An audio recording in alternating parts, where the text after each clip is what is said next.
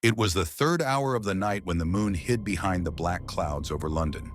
Only one sound echoed through the empty streets. "Bring out your dead! Bring out your dead!" An old man wrapped in torn rags pushed a wooden cart. Bodies piled up like broken dolls, some blue, some stiff, and some still gasping their last breath. The church bell tolled one final time, and then the city fell silent, as if death itself had decided to live there. No one knew where the plague had come from, but everyone knew one thing. Once the black shadow entered your street, life never returned. Year 1347 CE, the port city of Messina, Italy. A fleet of merchant ships arrived from the east, carrying exotic spices, silks, and something unseen. When the sailors were found dead, faces swollen, bodies covered in dark boils, the city realized too late what had come ashore. The rats left the ships first. The fleas on their backs carried Yersinia pestis, the plague bacterium that would erase half of Europe. Within days, people began dying in the streets. Churches overflowed with corpses. Doctors wore bird-shaped masks filled with herbs, believing the scent of flowers would protect them. But nothing stopped the blackness. Even priests stopped ringing bells, because each toll meant another soul lost. And among all this chaos, a young girl named Elisa buried her family with her bare hands. She whispered, "If God has left us, I will find him myself." That night, the stars vanished from Messina's sky. By spring of 1348, the plague had spread across Europe like wildfire.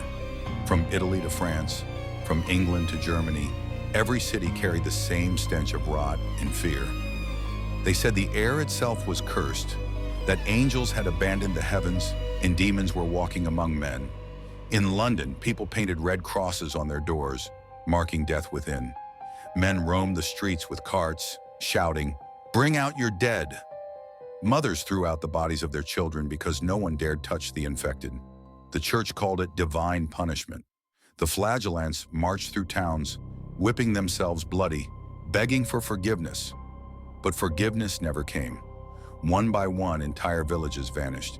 And in the shadows of this despair, stories began to spread. Of a black-cloaked woman seen walking the streets at night. Her name was whispered only once: Elisa. 2 years later, Father Armand, a priest who had survived Messina, began traveling across ruined towns. He carried no Bible, only a small book bound in black leather, filled with strange Latin prayers. People followed him, desperate for hope. He told them, "Death is not God's wrath, death is God's messenger." He gathered survivors in an abandoned monastery near the French border. There he met a pale young woman with white hair and dark eyes. She said she had no memory of her name, but at night, when the moonlight fell through the cracked windows, Father Armand heard her whispering the same word over and over again: "Elisa." Soon, strange things began happening in the monastery. The sick stopped rotting, the bells rang by themselves, and every morning the same Latin phrase appeared written in blood on the chapel wall. Father Armand believed he had found a miracle. He was wrong, because those who prayed to Elisa never stayed alive, but they never stayed dead either. Year 1352 CE. The plague had burned itself out. Across Europe, new cities rose over old graves. One of them was Nouvelle, built by survivors of the nightmare. They tilled the land again, rebuilt the markets, and rang the bells once more.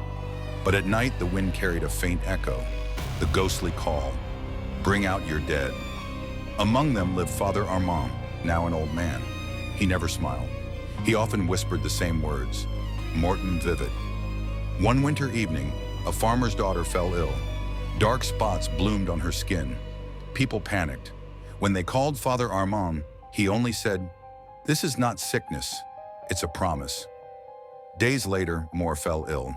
And one night, a woman in black appeared near the forest's edge, white-haired, red-eyed. She said, "I am Elisa. You tried to forget us. Those who followed her into the woods never returned." Their bodies were found the next morning, peaceful, but marked with the same black boils of the plague. When a young boy named Adam followed Father Armand into the church cellar, he discovered candles lit in a circle of blood. And in the center stood Elisa, smiling: "Tu mortem regis, et vive iterum."